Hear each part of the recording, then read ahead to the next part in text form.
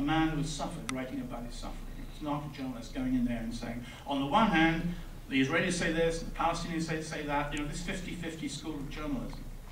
It drives me insane. When we're at local newspapers, when I was brought up on the Newcastle Evening Chronicle, we were told, well, half your story in a football match goes to one side, and the other side, you write about the other side in a football match. If you're covering a public inquiry into a new motorway, you report the government reasons for building the motorway and the reasons why the protesters don't want the motorway to be built. But what's happened is that we've transferred this journalism for children into the Middle East, which is not a football match, but a bloody tragedy.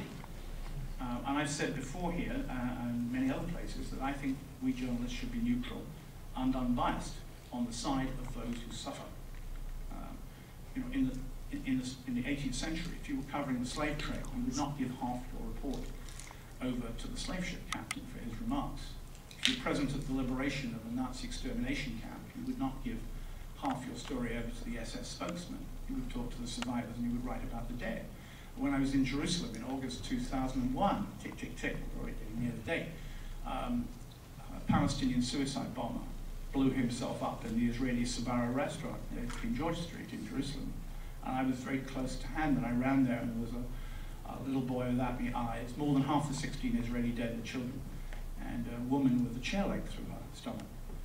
And I did not give half my story over to the Islamic Jihad spokesman. I wrote about the survivors and the dead.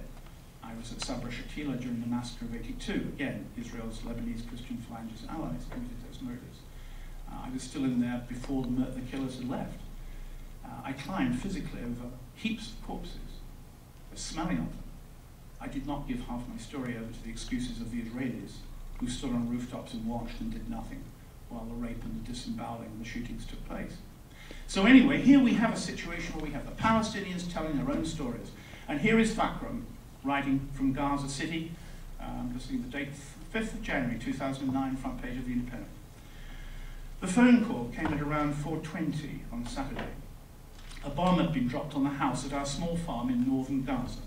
My father was walking from the gate to the farmhouse at the time. It was our beloved place, that farm and its two-story white house with a red roof. Nestled in a flat, fertile agricultural plain northwest of Beit Lahia, it had lemon groves, orange and apricot trees, and we had recently acquired dairy cows.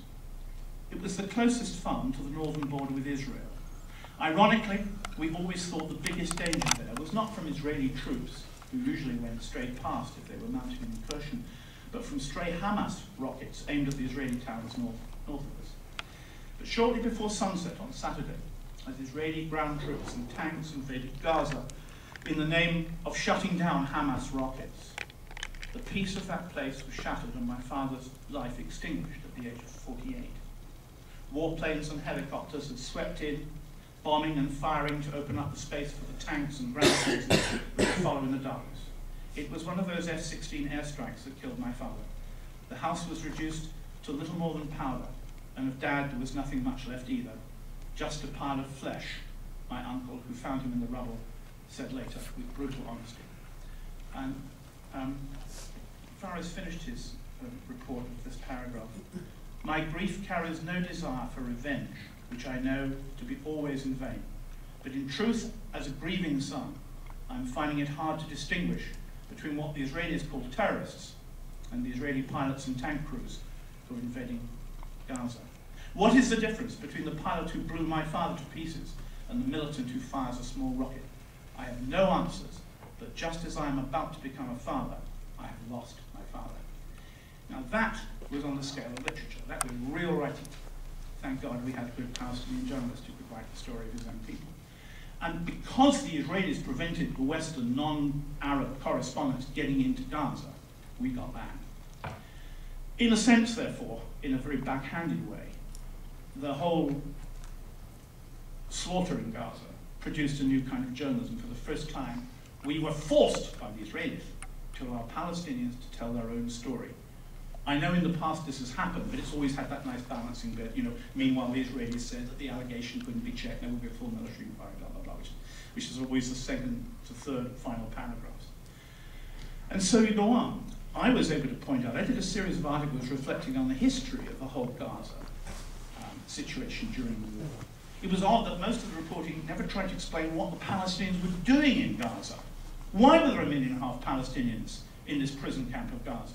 Where did they come from? Well, most of them, or their fathers, or their fathers' fathers, or mothers, grandmothers, had all come from the land we call Israel. In many cases, those rockets which Hamas was firing were exploding on the land which their grandfathers or fathers actually owned in Palestine before they were forced out or fled for their lives in 1948. This simple fact of history, and it is a fact because when the Palestinians fled in 48, they fled in 3 basic groups. One group at the south, around Ashkelon, Sderot, for example, which had an Arab name originally, went south into Gaza. Another group went into what was then Jordanian territory, was the West Bank, which of course was occupied in 1967. And the other group went up to Lebanon, which is why there are now 300,000 Palestinian refugees who are originally from 48 Palestine, were driven out or fled for their lives, or their children, or their children's children, or whatever. In fact, in some camps, like in Sidon, and particularly further south in Lebanon, the refugees, the Palestinian refugees, are kept in streets all from the same villages. So if you come from a village called al-Faraj, for example, in what is now northern Israel, it now has a Hebrew name, of course. If you come from al-Faraj, you will live in a street called al-Faraj with all the people who were your neighbors in the village in 48. So this imprint, this fingerprint of history lives on in the slums and rubbish of the camps in Lebanon and in other camps, including Damascus as well. But again, this part of the narrative is always clipped out. And then we're always told, well, the Arabs didn't accept the UN partition plan for Palestine, which is the truth. And looking back, it was obviously a mistake historically, but they did. And then, of course, it came 67. And then the Israeli reason for staying in the 67 territories they captured was always the same. Well, the Arabs started the war, so why should we leave? You know, in other words, they seem to think there's a legal right to build colonies for Israelis and Israelis only on Arab land. But I mean, I seem to remember in 1939, we fought Hitler as a defensive war, and in the end, the British and the Americans, and the French up to a point, won. But we didn't build Gloucestershire cottages all over Bavaria afterwards and claim it was part of historic England or something else, or Saxony, I don't know. But here again, it's always the historical thing that gets lost. I always say, when young journalists call me up, to young Robert, of course, you know, they want to go and cover a war or whatever. By the way, people keep talking about war correspondence. I'm not a war correspondent. I'm a Middle East correspondent. It's not my fault that people go to war in the region I cover. But I always say to them, look, stop Googling, stop staring at the internet screen, read books, carry history books with you in your pocket when you come to the Middle East. There's no point in looking at the last stupid quotation on the wire from the White House or the Secretary of State. Every time a war starts, I can write that bit for you. America yesterday called for both sides to exercise restraint. The silence, smiling as I say this. We know the line. I mean, and sure enough, it's there. AP reports. America last night called for restraint.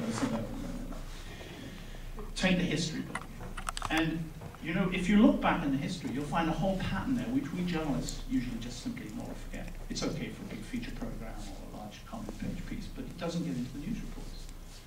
Look at the way in which we constantly go to the Middle East and promise democracy and human rights, freedoms.